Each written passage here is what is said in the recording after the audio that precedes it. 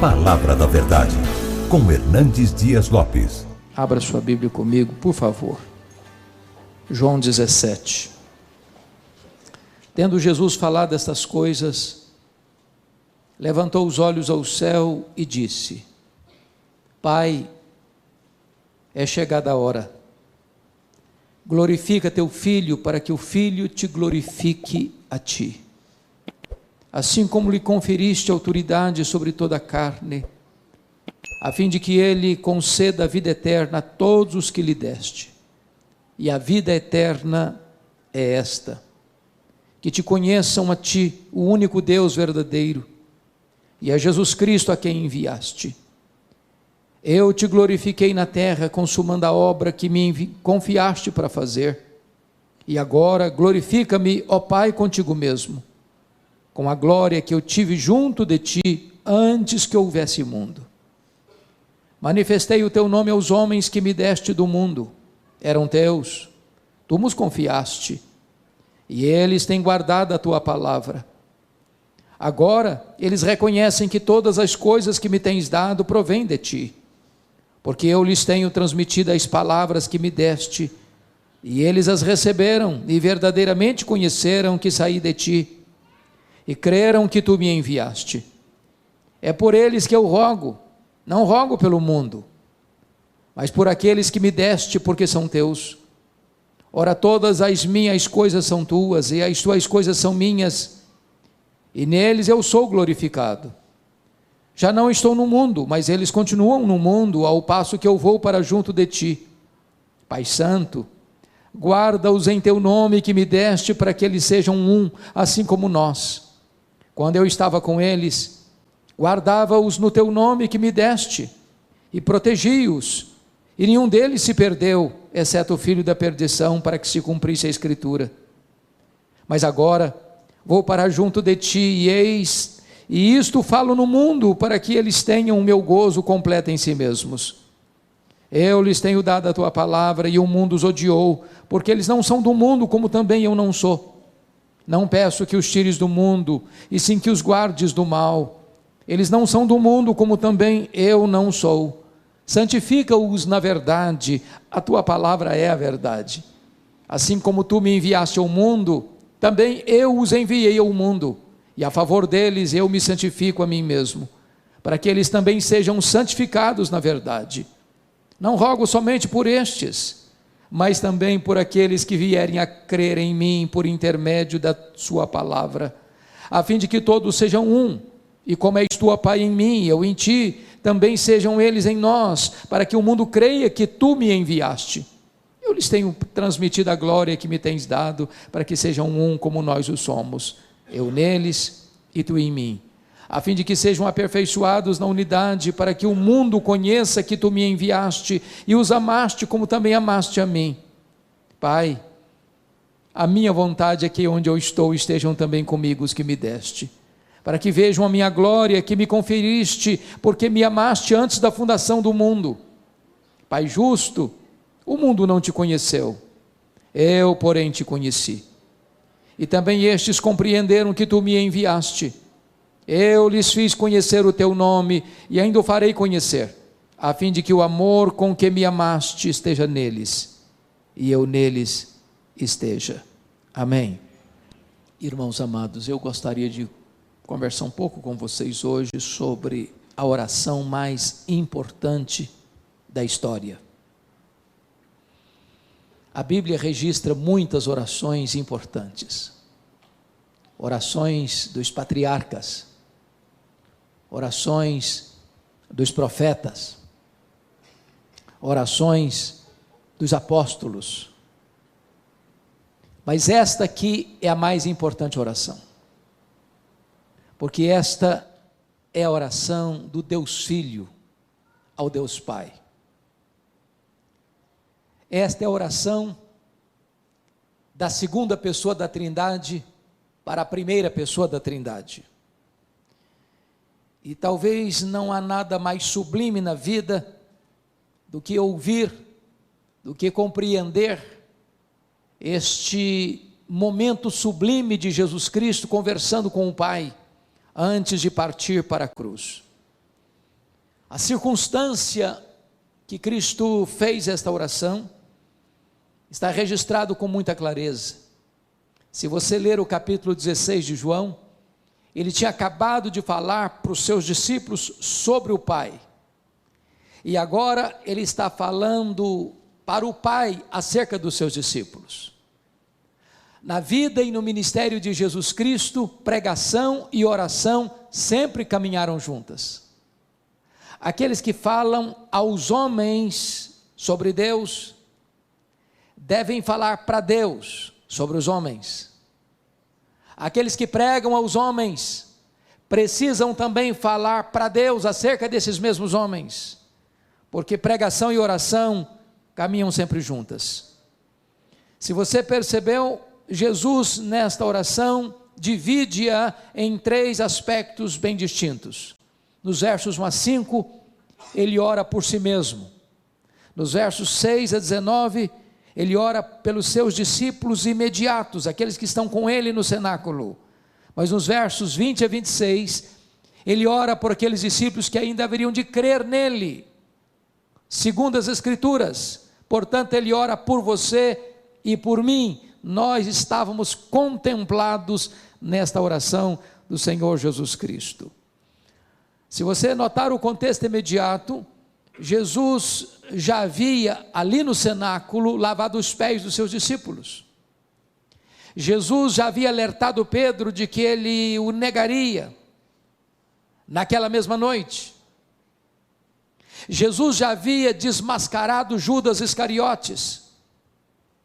Jesus já havia falado para eles acerca do céu, da casa do Pai, da sua segunda vinda e da promessa do derramamento do Espírito Santo. Ali Jesus já havia instituído a ceia.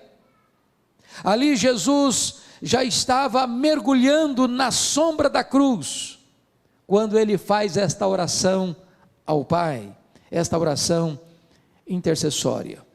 Vale destacar que em momento tão agônico para Jesus, onde ele haveria de mergulhar sua alma na mais profunda angústia, que ele denomina de angústia de morte, onde o cálice da ira de Deus estava diante dele, ele não faz nenhum pedido nessa oração de qualquer livramento da dor, de qualquer livramento do sofrimento. Ele não pede nenhuma benesse material, temporal. O seu pedido é especificamente sobre bênçãos espirituais. Nesta oração de Jesus, ele se concentra em 4 assuntos: salvação, segurança, santidade e unidade. E eu gostaria então de tratar daquilo que estava no coração de Jesus, quando ele conversa com o Pai a nosso respeito. Primeiramente, vamos ver a primeira ênfase da oração, que é sobre salvação. E quando eu penso em salvação, e está nos versos 1 a 5, ele começa essa oração falando do instrumento da salvação, que é a cruz. Vejam vocês no verso 1, tendo Jesus falado essas coisas, levantou os olhos ao céu e disse: Pai, é chegada a hora, glorifica teu Filho, para que o Filho te glorifique a ti. Todos vocês sabem que a vida de Jesus se desenvolveu dentro de uma agenda estabelecida na eternidade, definida no céu, e ele vem à terra para cumprir rigorosamente esse cronograma. Quando solicitaram dele um milagre em Caná da Galileia, ele disse: não é chegada a minha hora. Quando foram prendê-lo, não puderam, porque não era ainda chegada a hora. Esta hora na agenda de Jesus tinha o seu ápice, tinha o seu cumprimento pleno na cruz do Calvário. Essa era a grande hora.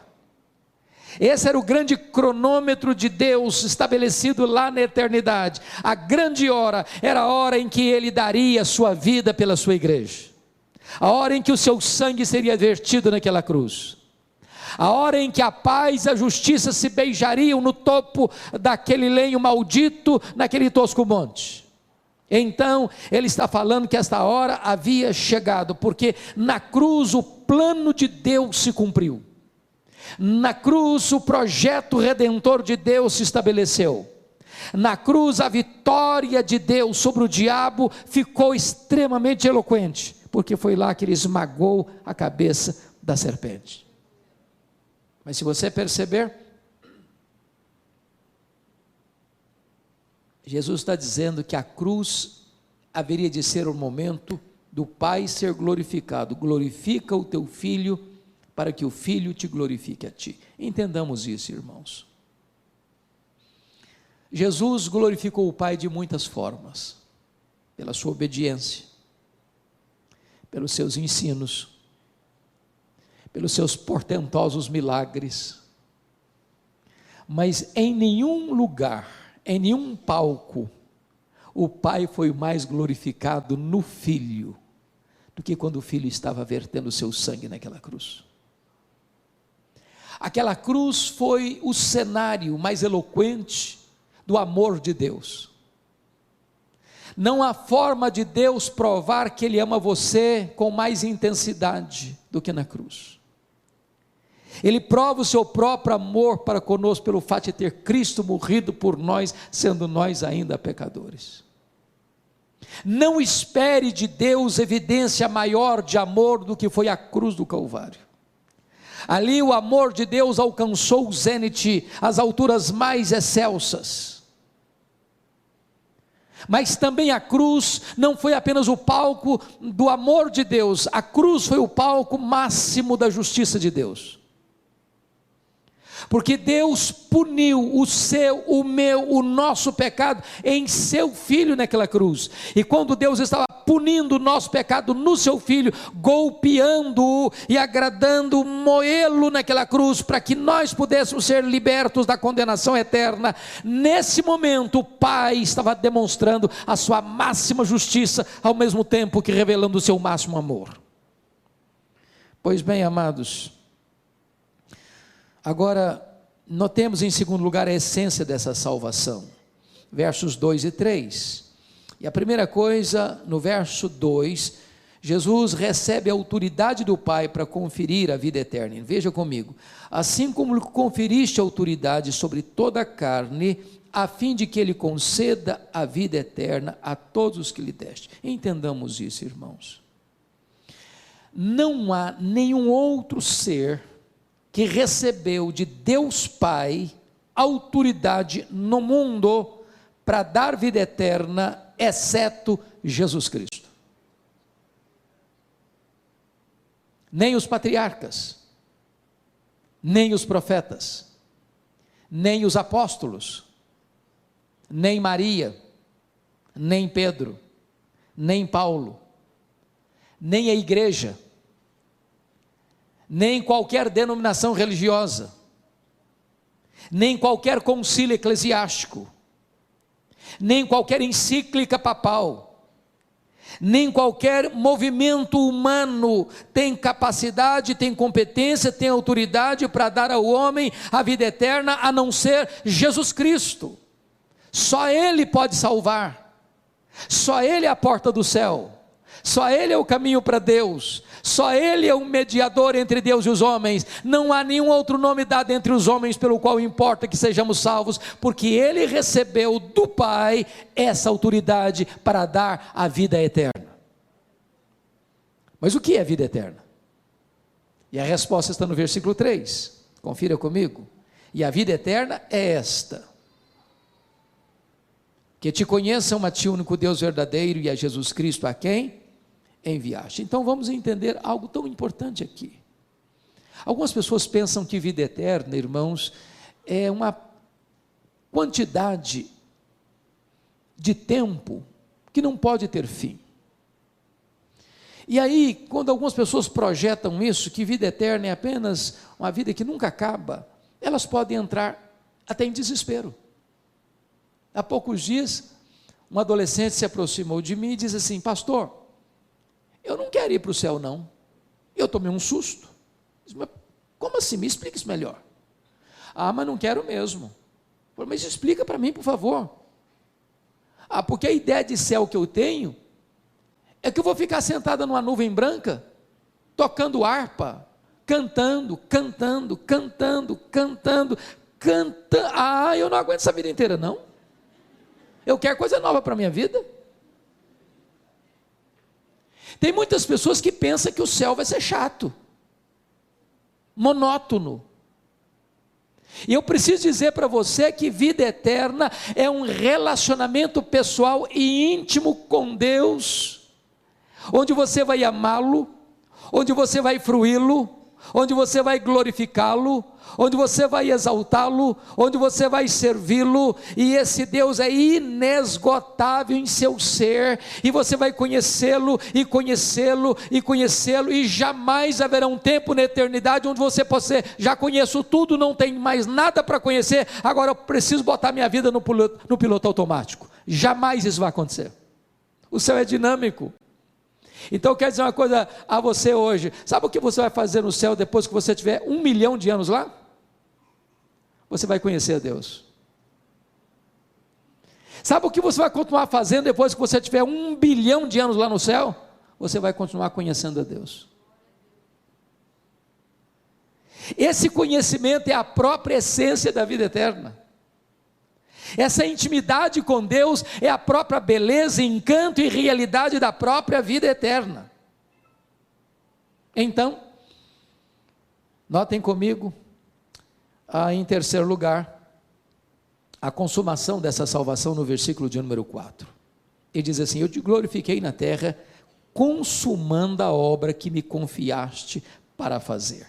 Preste atenção na palavra consumando, porque esta foi a sexta e penúltima palavra do Senhor Jesus Cristo na cruz do Calvário, quando ele dá um brado, e diz: está consumado. E essa palavra na língua grega é a palavra tetelestai, está pago, está consumado, está concluído, não tem mais nada por fazer. E essa palavra grega tetelestai, que é a mesma palavra consumado no grego, ela tem 3 significados. Primeiro, essa palavra era usada naquela época, quando um filho recebia uma incumbência de seu pai para fazer algum trabalho específico, e terminado esse trabalho, o filho chegava para o pai e dizia assim: papai, tetelestai, papai, eu concluí a obra que tu me confiaste para fazer. Quando Jesus está morrendo na cruz, ele está dizendo: papai, eu terminei a obra que tu me confiaste para fazer, morrer por amor daqueles que tu me deste, está concluída essa obra. Mas essa palavra tetelestai era usada num segundo sentido. Quando alguém ia pagar uma promissória num banco, quitando aquela dívida, ao pagar e saldar completamente a dívida, recebia então a promissória com um carimbo: tetelestai, está pago, está quites, não se deve mais nada. Eu quero dizer para você que crê no Senhor Jesus Cristo, que se você realmente crê nele, então a sua dívida foi quitada na cruz do Calvário. Então você está quites com a lei de Deus, então você está quites com a justiça de Deus, então já nenhuma condenação pesa mais sobre a sua vida. Tetelestai. Mas essa palavra tetelestai tinha um terceiro significado no grego. Essa palavra era usada quando você comprava um bem imóvel, uma casa, uma propriedade, e ao receber a escritura registrada, porque você já saldou todos os compromissos financeiros, essa escritura recebia um carimbo: tetelestai, agora é seu de direito e de posse. Eu quero dizer para você que quando você creu no Senhor Jesus Cristo, é como se Deus estivesse dando para você uma escritura do céu, registrada, dizendo: pertence a você, de direito e de posse, toma posse da vida eterna. A obra de Cristo foi concluída na cruz, e é isso que Jesus Cristo está dizendo para nós no versículo 4. Mas notem comigo o versículo 5, que trata da recompensa da salvação. E agora glorifica-me, ó Pai, contigo mesmo, com a glória que eu tive junto de ti, antes que houvesse o mundo. Prestem atenção, irmãos. A Bíblia não detalha como é que era esta glória que o Filho tinha com o Pai antes que o mundo fosse criado. Agora imagine que Deus criou todas as coisas e o centro do céu é Jesus. Os anjos adoram a Jesus, eles servem a Jesus. Tudo aquilo que jamais olho viu, ouvido ouviu, todas as riquezas e belezas inefáveis, indescritíveis, toda a bem-aventurança, toda a glória do céu, que Ele deixou para vir aqui se encarnar, pisar o nosso chão, vestir a nossa pele, beber a nossa água, comer o nosso pão, chorar a nossa lágrima, sentir a nossa dor e carregar sobre o seu corpo o nosso madeiro, Ele está tomando de volta.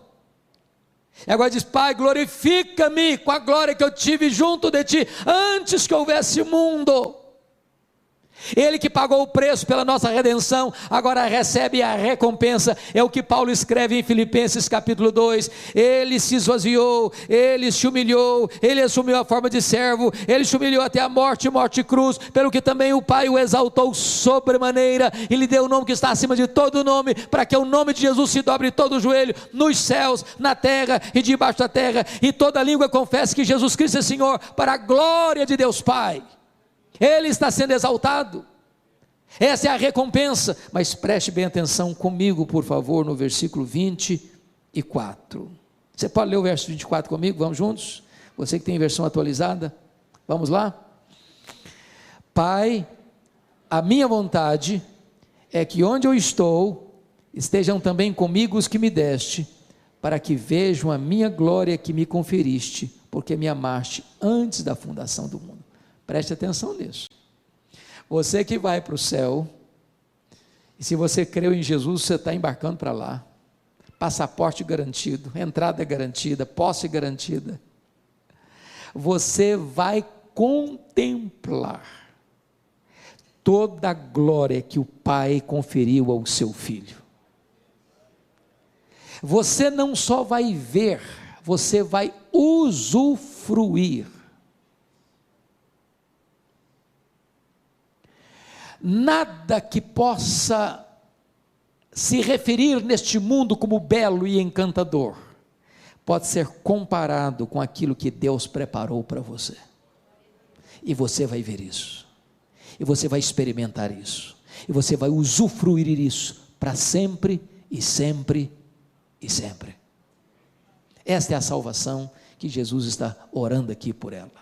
Mas em segundo lugar, irmãos, essa oração trata de segurança, nos versos 6 a 14, porque você pode fazer uma pergunta: bom, ok, ele me salvou, mas quão segura é essa salvação?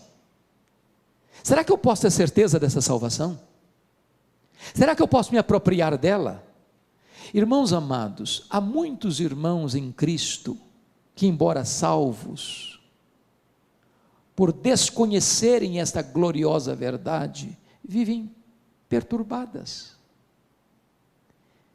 porque acham que elas podem perder essa salvação, e aí elas pensam: estou salvo de manhã, estou perdido de noite, estou indo para o céu de manhã, meu pai, estou indo para o inferno de noite, sou filho de Deus hoje, amanhã eu já não mais sou filho de Deus. E muitos crentes vivem nessa gangorra espiritual, nesses altos e baixos, porque a grande pergunta que Jesus trata nesse texto é: será que você pode ter certeza, garantia, segurança dessa salvação? Vamos ver a resposta. Primeiro, a nossa segurança está fundamentada na eleição do Pai. Então confira comigo, olha aí por gentileza, versículo 2, a fim de que Ele conceda a vida eterna a todos os que lhe deste. Olha o verso 6, manifestei o teu nome aos homens que me deste do mundo. Olha comigo o verso 9, mas por aqueles que me deste, porque são teus. Olha o versículo 11, Pai Santo, guarda-os em teu nome que me deste. Olha o versículo De número 24, Pai, a minha vontade é que onde eu estou estejam também comigo os que me deste. Preste atenção nisso. Você que creu no Senhor Jesus Cristo é um presente do Deus Pai ao Deus Filho. Deus conheceu você, amou você e escolheu você mesmo antes da fundação do mundo. Ele escolheu você livremente. Não porque Ele previu que você ia crer em Jesus e então Ele escolheu você, não. Você creu no Senhor Jesus porque Ele escolheu você. Ele não escolheu você porque Ele previu que você ia ser santo, não. Ele escolheu você para você ser santo e irrepreensível. Ele não escolheu você porque Ele previu que você praticaria boas obras, não. Ele escolheu você para as boas obras. Ele escolheu você não porque você tinha méritos, você nem existia ainda. Então a escolha divina é a garantia de que eu estou salvo, porque esse decreto foi feito antes que o mundo fosse criado, antes dos tempos eternos. O Senhor Jesus Cristo deixou isso claro, lá em João 6, 37 a 40. Ninguém pode vir a mim se o Pai não o trouxer. Todo aquele que meu Pai me dá, esse virá a mim.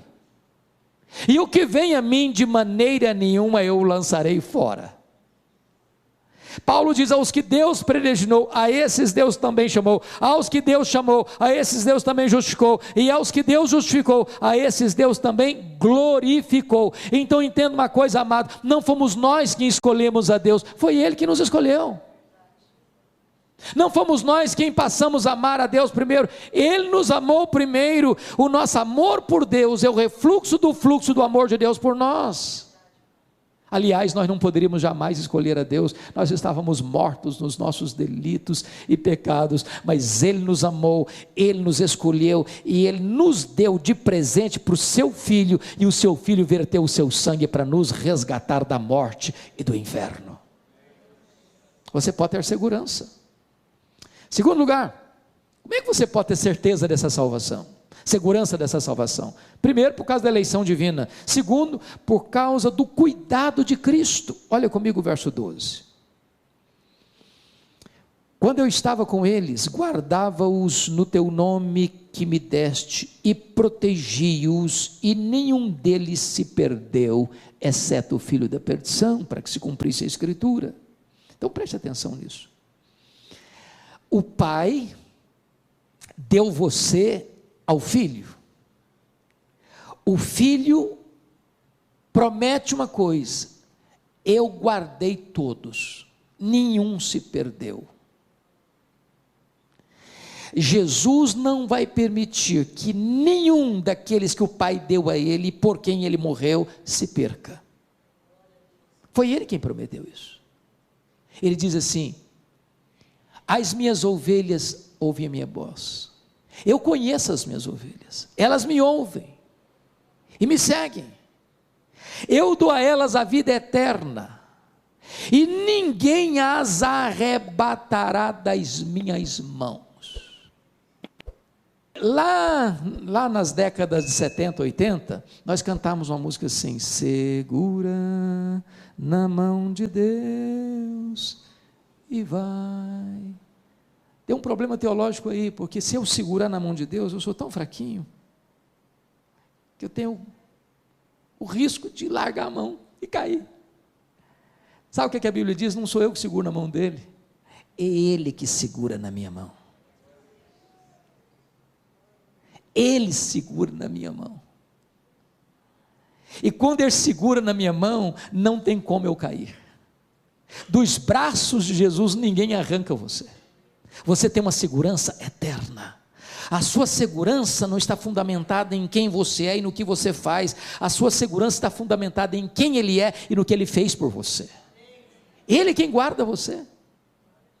É por isso que Paulo diz: nem a morte, nem a vida, nem anjos, nem principados, nem poderes, nem altura, nem profundidade, nem qualquer outra criatura poderá nos separar do amor de Deus que está em Cristo Jesus, nosso Senhor. Temos plena segurança e plena garantia. Mas em terceiro lugar, a sua salvação pode ter segurança sim, você não precisa ficar com medo. Meu Deus, será que eu estou salvo? Será que eu posso me perder? Será que eu vou me desviar e ir para o inferno? Se você creu em Jesus, você está salvo, seguro, por uma terceira razão. A nossa segurança está baseada na intercessão de Cristo. Veja comigo, por favor, versículo 9. É por eles que eu rogo, não rogo pelo mundo, mas por aqueles que me deste, porque são teus. Olha o verso 11: Pai Santo, guarda-os em teu nome que me deste, para que eles sejam um, assim como nós. Agora olha comigo o verso 15: Não peço que os tires do mundo, e sim que os guardes do mal. Agora olha o verso 20: Não rogo somente por estes, mas também por aqueles que vierem a crer em mim, por intermédio da sua palavra. Vamos entender aqui algo glorioso, irmãos. Sua salvação está segura porque o Pai o escolheu. Sua salvação está segura porque o Cristo o guarda. E terceira, sua salvação está garantida porque Jesus Cristo é o seu intercessor. Quando ele termina o seu ministério aqui no mundo e volta para o céu, ele lá no céu está exercendo o ministério de sumo sacerdote. Quando você grita por socorro, ele vem ao seu encontro e cerca você com o seu cuidado. Quando o inimigo acusa você diante do tribunal de Deus, ele se levanta como advogado justo, e não há a mínima chance do inimigo condenar você ou culpar você, porque está escrito assim: quem tentará acusação contra os eleitos de Deus? É Deus quem o justifica. Quem os condenará? É Cristo Jesus, quem morreu, ou antes quem ressuscitou, o qual está à destra de Deus e também intercede por nós. Vamos entender isso. Quem tentará acusação contra os eleitos de Deus? É Deus quem justifica. Bom, é uma linguagem jurídica. Você e eu estamos acompanhando muito de perto toda a situação de problemas jurídicos no Brasil, mormente depois da Lava Jato. E você vê uma pessoa às vezes que é condenada na primeira instância, mas é absolvida na segunda instância, ou ela é inocentada na primeira instância e se apela para a segunda, e a pessoa é condenada na segunda instância ou na terceira instância até a quarta instância. Quando Paulo diz assim: quem tentará acusação contra os eleitos de Deus? É Deus que o justifica. Está dizendo o seguinte: a sua justificação aconteceu no Supremo Tribunal Federal do céu.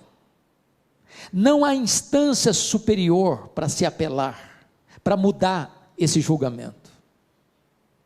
O seu julgamento, no sentido de que você está quites com a lei de Deus e com a justiça de Deus, não pesa a condenação sobre você, foi feita na última instância do tribunal celestial, no supremo pretório divino. Não há chance de você ser condenado, porque Deus, o supremo juiz, declarou você já sem culpa, e por uma base legal, um outro alguém morreu no seu lugar, pagou a sua dívida, levou sobre si o seu pecado e recebeu no seu corpo a punição que você devia receber. Se Jesus recebeu a punição por você, você está quis com a lei de Deus, quis com a justiça de Deus, não pesa mais condenação sobre a sua vida.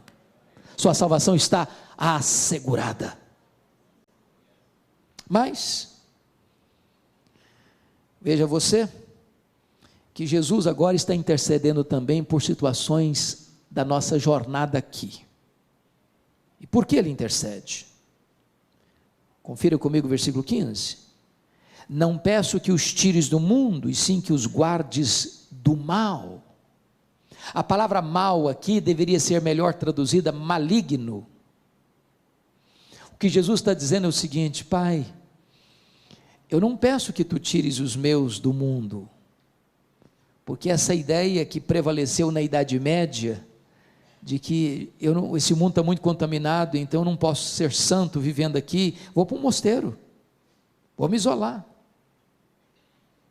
O grande problema é que quando uma pessoa se isola do mundo, ela leva o seu problema junto com ela, porque o problema não está fora, o problema está no coração. Mas mais, Jesus está dizendo o seguinte: livra-os do mal, livra-os do maligno. Sabe o que significa isso? Significa que aquele que nos salvou é o único capaz de nos sustentar dos ataques, das sutilezas, das armadilhas, dos laços do diabo, porque ele vive 24 horas por dia ao nosso derredor, tentando nos tragar, tentando nos devorar, tentando nos levar para uma região perigosa, para uma zona escorregadia, para um momento de fraqueza ou de uma autoconfiança. E o Jesus Cristo está orando: Pai, guarda-os do maligno, proteja-os do maligno, proteja-os do maligno. E você precisa entender uma coisa: é o Pai que protege você, é o Deus Todo-Poderoso que segura a sua mão, é Ele quem livra você, a sua alma da morte, seus olhos das lágrimas e seus pés da queda. Mas mais uma coisa, irmãos, agora vamos ver comigo o terceiro ponto dessa mensagem, que é santidade. Bom, então vamos entender o raciocínio. Está falando de salvação, e a salvação é segura, e você pode ter segurança dela. Mas enquanto você caminha aqui, como é que você deve caminhar como um salvo? Como é que você prova que você é uma pessoa salva? Só basta bater no peito: eu estou salvo, está resolvido o assunto? Ah, eu sou membro da igreja presbiteriana de Vila Operária, então estou salvo. É isso? Ah, eu tenho minha Bíblia, eu leio a minha Bíblia. É isso? Qual é a evidência que você é uma pessoa salva? Que provas você pode dar que você é uma pessoa salva? Então vamos ver isso, irmãos. Vamos ver isso. Entendamos uma coisa: a nossa entrada no céu é exclusivamente pela graça e não pelas obras. Mas o céu em si mesmo não seria céu para nós sem um caráter santo. Prestem bem atenção no que vou lhes dizer. Uma pessoa que não ama a santidade não vai ter clima no céu. Vai ser um peixe fora d'água lá. Há muitas pessoas, irmãos, que pensam que a morte é um condão mágico que muda as pessoas. Morre o pior cidadão, todo mundo elogia o cara. Morreu, só elogio. Mas um ímpio que morre ímpio não ressuscita pio. Morreu pagão, não ressuscita um cristão. Morreu um perverso, não ressuscita um santo. Então, se você é uma pessoa salva, isso precisa ser demonstrado. E de que maneira? De que maneira nós somos santificados? Primeiro, nós somos santificados pela palavra. Vamos lá no versículo 17 comigo? 17 e 17, está escrito assim: santifica-os na verdade, a tua palavra é a verdade. Agora vamos entender, irmãos, algo sublime aqui. Você quer ser santo, irmão? Você tem que ler Bíblia. Eu não sei quanto a vocês, eu penso, estou convencido disso, que nós vivemos na geração mais empolgante da história. Eu sou animadíssimo com a nossa geração. Irmãos, nenhuma geração viu o que nós estamos vendo. Nós dobramos um milênio, nós dobramos um século, e nós somos a única geração da história da humanidade que tem conhecimento e experiência da comunicação sem fronteiras. Que coisa fantástica! Quando eu fiz seminário, nos idos de 78 a 81, meu livro texto de teologia não tinha em língua portuguesa. Hoje, as melhores e maiores obras de teologia, todas da história da igreja, já estão em português. Hoje você vai numa livraria, tem Bíblia para criança, tem Bíblia para junior, tem Bíblia para adolescente, tem Bíblia para jovem, tem Bíblia para casal, tem livro para velho, tem Bíblia para casar, tem livro para descasar, tem livro para empresário, tem livro para empregado, tem livro para desempregado, tem Bíblia para qualquer jeito que você quiser. Mas você chega na igreja e diz assim: meus irmãos, vamos abrir a Bíblia lá em Miqueias, e o povo começa a ler lá em Gênesis, para ver onde estão Miqueias, não sabe onde estão Miqueias. Nós somos uma geração Coca-Cola, shopping center e a geração analfabeta da Bíblia. E se você quer ser santo, você precisa mergulhar na Bíblia. Santifica-os na palavra ou na verdade, a tua palavra é a verdade. Segundo lugar, irmãos, como é que você pode ser santo? Você pode ser santo na medida em que você compreende de maneira sensata o seu relacionamento com o mundo. Mas vamos entender o que é mundo, porque muita gente pensa que mundo é não cortar o cabelo, é não usar batom, mulher não usar brinco, usar adereços, não ir na praia, não jogar futebol, não assistir um jogo de futebol. Tem muita gente que pensa que mundo é isso. Mundo, irmãos, não é físico, mundo não é tangível, mundo é um sistema, mundo é uma cosmovisão, mundo é um conjunto de valores contrário aos princípios absolutos da palavra de Deus. Você liga a sua televisão e você vai ver lá um filme, uma telenovela, ou uma reportagem, ou isso, aquilo, outro, você vai perceber que muitas vezes aquilo vem num viés contrário aos parâmetros e aos princípios de Deus. Isso é mundo. Como é que você vive com isso? Então preste atenção. Primeiro, versículo de número 16, confira comigo. Eles não são do mundo, como também eu não sou. Bom, é chocante eu afirmar isso para você, mas você não é do mundo. E eu não estou dizendo que você é um ET.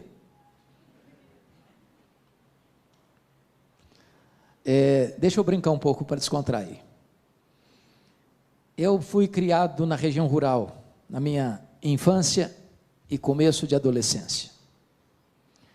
Quando eu falo rural de verdade, sem luz elétrica, com lamparina de querosene. Até os meus 14 anos, eu tinha muito medo de defunto, de gente morta, de gente viva, nenhum medo. Meu pai era um exímio contador de histórias, mas a maioria delas macabras. Defunto que levantou do caixão, e vocês não imaginam o desespero que era fazer uma viagem sozinho de noite. Virava uma folha de bananeira, você achava que era um defunto que estava vivendo no caixão. Era um troço horrível. Eu morava do lado de um cemitério, minha família mora até hoje. Agora imagine comigo, eu saindo sozinho de casa, ao retornar ter que passar em frente ao cemitério, era um desespero. E um determinado dia, à noite muito escura, eu voltando, coração acelerado de medo, quando eu olho uma senhora caminhando, e eu me aproximei, apertei o passo, falei, pelo menos vou ter companhia para passar em frente. Eu chego em frente, a mulher começa a bater papo, ela fala, meu filho, quando eu era deste mundo, falei, pronto, eu estou falando de um fantasma, um desespero total. É claro que Jesus não está dizendo que você é um fantasma, você não é desse mundo, significa o seguinte, você está aqui, mas os valores que regem a sua vida são outros valores. Os princípios que governam sua vida, seu casamento, sua família, seus negócios, seus lucros, seus gastos, seu lazer, sua mente, seu coração, suas emoções, suas palavras, suas reações, são outros princípios. Você não é deste mundo. Segundo, olha comigo o versículo 14. Eu lhes tenho dado a tua palavra e o mundo os odiou. Preste atenção nisso. O mundo odiou ontem, o mundo odeia hoje e o mundo vai odiar amanhã. A igreja e o mundo nunca vão ser bons parceiros. Eu não estou falando que você não vai ser bom parceiro do seu vizinho, dos seus amigos. Eu estou falando que entre você e esse sistema de valores vai existir um conflito permanente. E se a igreja não está sendo perseguida pelo mundo, não é porque o mundo amansou, é porque a igreja se acovardou. Perguntaram para Francisco Leonardo, eminente professor do Seminário do Norte, reverendo Francisco, se a igreja for mais perseguida, ela será mais fiel? Ele respondeu, não. Se a igreja for mais fiel, ela será mais perseguida. A amizade do mundo é pior do que a espada do mundo. Terceiro, olha comigo, o versículo de número 11, estamos no mundo, mas nós somos guardados do mundo. Versos 11 a 15, ele está exatamente tratando dessa questão de você estar no mundo, mas ser guardado do mundo, estar no mundo, mas ser protegido do mundo, de você conseguir ligar a sua televisão e assistir um jornal, mas não permitir que aqueles valores subliminares, ou que estão por trás dos bastidores, mexam com o seu coração, determine a sua mente. Você está hoje em qualquer frente da vida, seja no comércio, seja na indústria, seja no campo, seja na academia, seja onde for, você está lidando com esses valores, mas você está permanecendo firme pelos valores do céu, pelo diapasão do céu. Você é guardado do mundo. Mas notem mais, agora confira comigo o versículo 18, esse 18 é magnífico. Você pode ler o 18 comigo? Vamos juntos?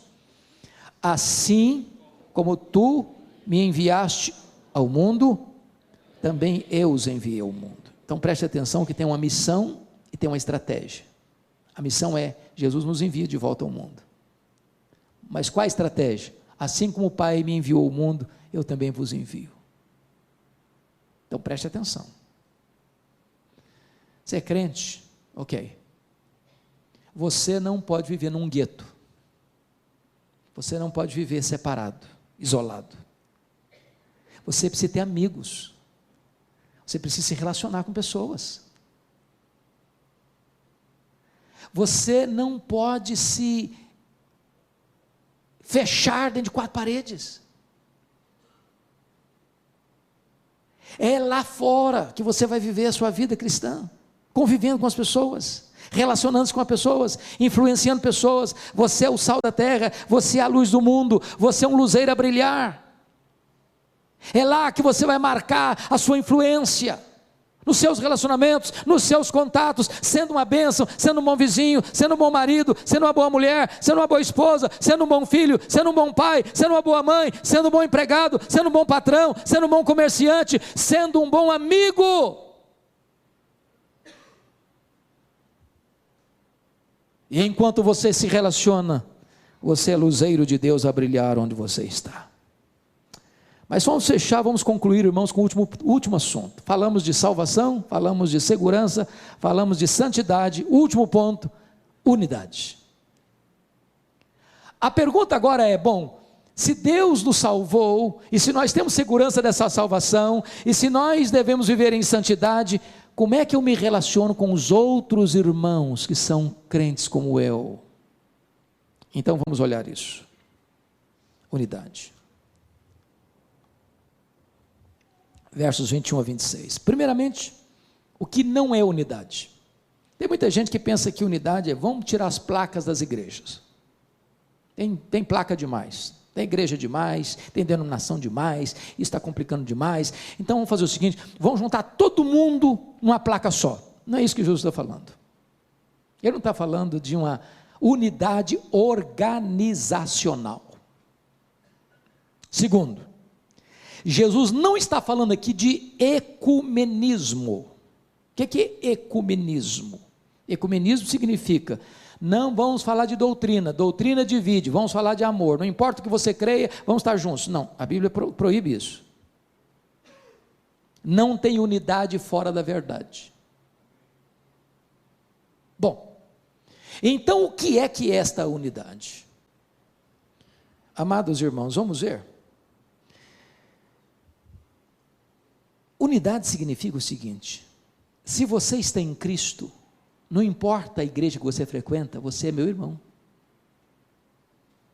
Agora convenhamos, é muito triste, quando hoje ainda se percebe muitos segmentos religiosos, batendo cabeça, brigando uns com os outros, ferindo uns aos outros, numa briga doméstica, onde as próprias ovelhas estão se ferindo, tirando aquilo que nós chamamos da unidade. Nós não criamos a unidade já existe, nós preservamos a unidade no vínculo do Espírito. Mas por que nós devemos buscar a unidade da igreja? Primeiro, porque Jesus pediu isso ao Pai. Olha comigo versículo 21 e 22. A fim de que todos sejam um, e como és tu, ó Pai, e tu em mim, também sejam eles em nós, para que o mundo creia que tu me enviaste. Bom, se Jesus pediu ao Pai que você e eu sejamos um, eu não posso laborar contra esse projeto de Jesus, contra a vontade de Jesus. É hora da igreja parar de brigar uns com os outros, por diferenças secundárias, e entender que o que nos une é o sangue do Cordeiro. Só existe uma igreja, irmãos, só existe uma noiva, só existe um rebanho, só existe um corpo de Cristo. E essa igreja não é a presbiteriana, não é a batista, não é a metodista, não é a wesleyana, não é a assembleiana, não é a católica, não é nenhuma denominação. Certa feita, John Wesley, o grande avivalista do século XVIII, teve um sonho. E ele sonhou que ele foi ao inferno. E aí ele perguntou assim: tem metodista aí no inferno? Respondeu: está cheio. E presbiteriano tem? Falei: tem muito. Tem católico? Tem demais. Ele ficou escandalizado. Aí no sonho dele foi para o céu. Perguntou lá assim: tem metodista aí no céu? Tem não. E presbiteriano? Tem também não. Tem católico? Também tem não. Falou: mas quem tem aí então? Apenas aqueles que foram lavados no sangue do Cordeiro. Esta é a igreja, irmãos. Nós estamos separados em placas, e não estou dizendo que nós vamos jogar as placas fora. Nós amamos a nossa igreja, nós amamos a nossa denominação, e nós defendemos a nossa denominação, cada um de nós aqui, mas o que nos une é o sangue do Cordeiro. Se estamos em Cristo, somos um. Segundo lugar, irmãos, por que nós devemos buscar a unidade? Por causa da nossa origem espiritual. Olha aí comigo o verso 21, a fim de que todos sejam um, e como és tu, ó Pai, em mim e eu em ti, também sejam eles em nós. Agora preste atenção: se eu sou filho do Pai, se eu fui remido pelo Filho, e o Pai e o Filho são um, e o Filho pede ao Pai para que nós também sejamos um, então, por causa da nossa origem espiritual, eu não posso laborar contra o meu irmão, brigando com o meu irmão, machucando o meu irmão, falando mal do meu irmão, dividindo-me do meu irmão. Eu sou um com ele, tem o mesmo sangue. O sangue do Cordeiro nos lavou do mesmo jeito. Terceiro, por que nós devemos ser um? Nós devemos ser um por causa da nossa missão no mundo. Olha comigo, por gentileza, o que ele vai dizer no versículo 21, a fim de que todos sejam um, e como és tu, ó Pai, em mim e eu em ti, também sejam eles em nós, para que o mundo creia que tu me enviaste. Aqui está, meus irmãos, o que Francis Schaeffer chamou de apologética final.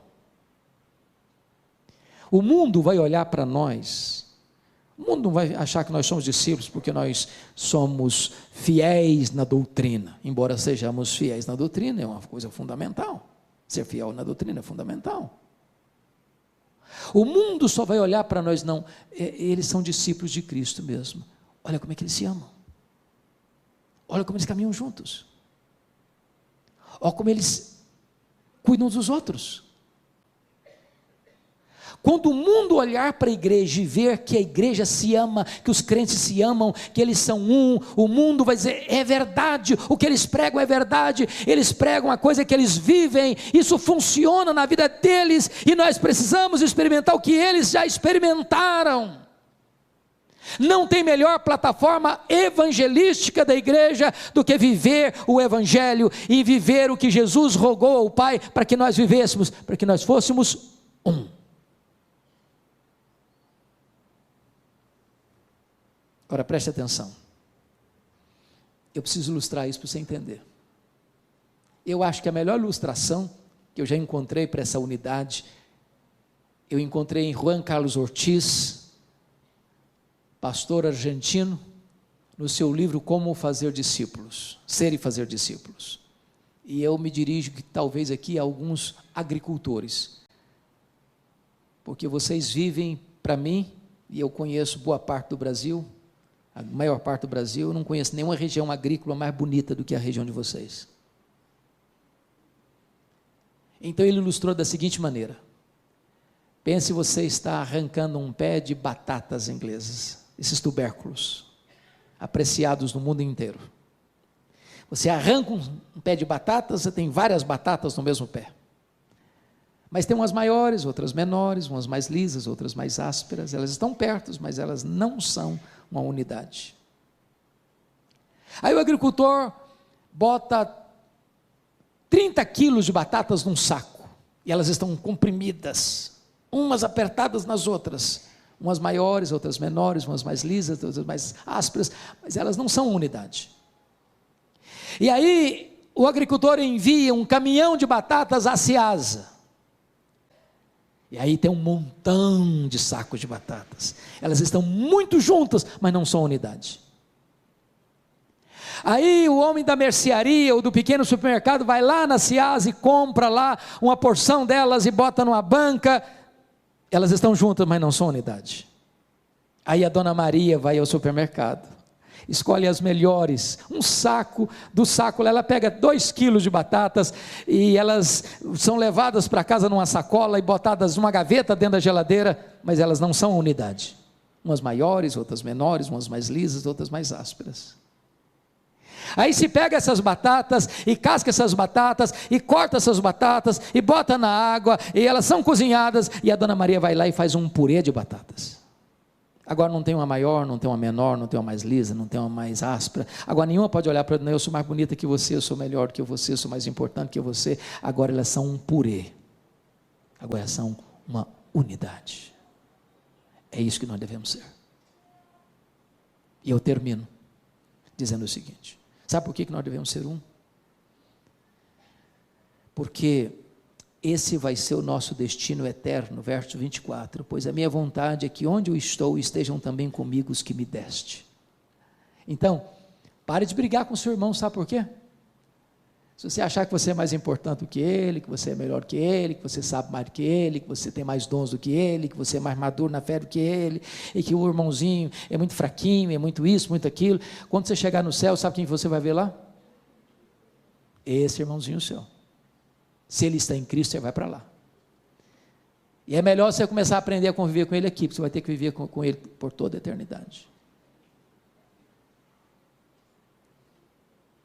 Eu espero em Deus que a oração do Deus Filho ao Deus Pai encoraje a cada um aqui nesta noite a entendermos que a nossa salvação foi realizada por Ele na cruz, que essa salvação é garantida pelo próprio Deus, você não precisa ter medo, e que se você é uma pessoa salva, você evidencia isso.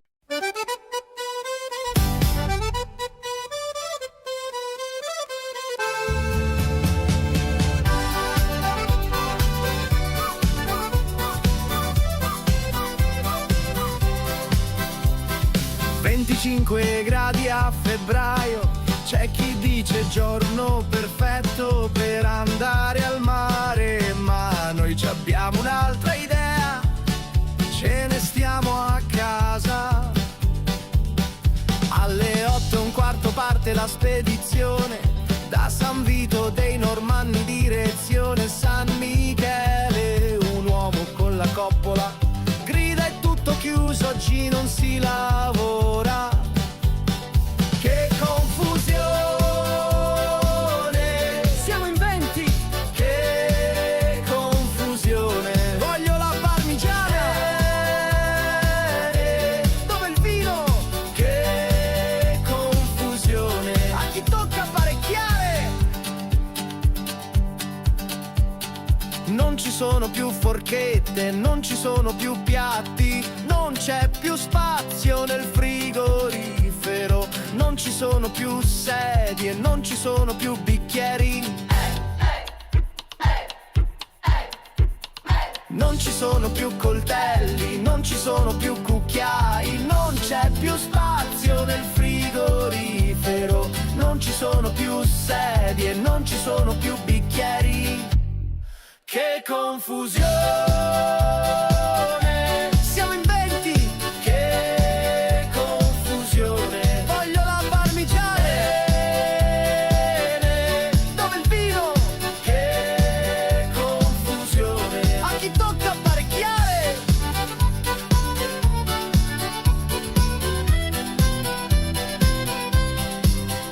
Se non mi liberi subito quella padella, non lo so che ti faccio. Amore, è finito il caffè, mi presti il tuo e te lo rifaccio.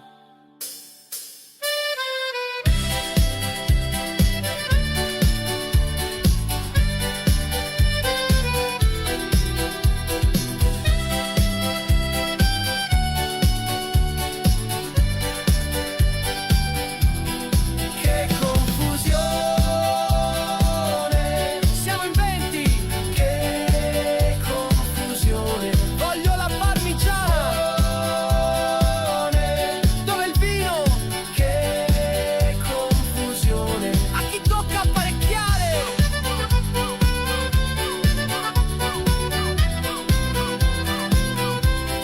Che confusione!